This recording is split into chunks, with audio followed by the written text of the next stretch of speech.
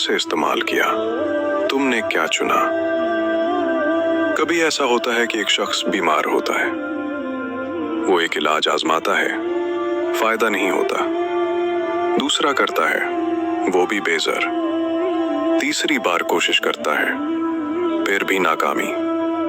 हालांकि वो शख्स बहुत तालीम याफ्ता, अक्लमंद और बाअसर होता है, लेकिन यहाँ तक कि डॉक्टर्स भी कह देते हैं हमने हर मुमकिन इलाज कर लिया, कुछ भी काम नहीं कर रहा। जिंदगी अक्सर ऐसे मोड़ पर ले आती है जहां इंसान कहता है अब बस, अब कुछ नहीं बचा।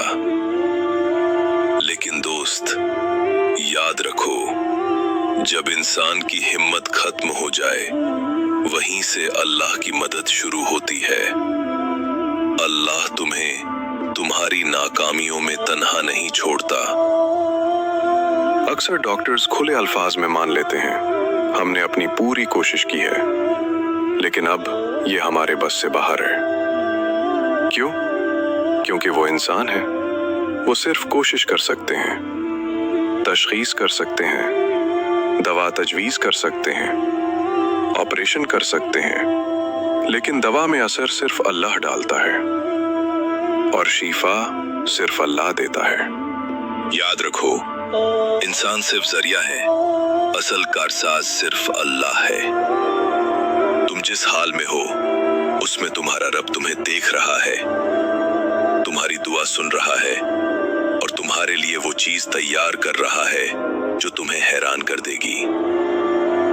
तुम बस कोशिश करते रहो, दिल हारे बगैर, क्योंकि जब अल्लाह शिफा देता है तो वो मुकम्मल देता है, जिस्म को भी और दिल को भी। इंसान ये सच मान लेता है तो उसका दिल सुकून से भर जाता है। वो फिर अपनी कमजोरियों पर नहीं रोता, बल्कि अल्लाह की कुदरत पर यकीन रखता है।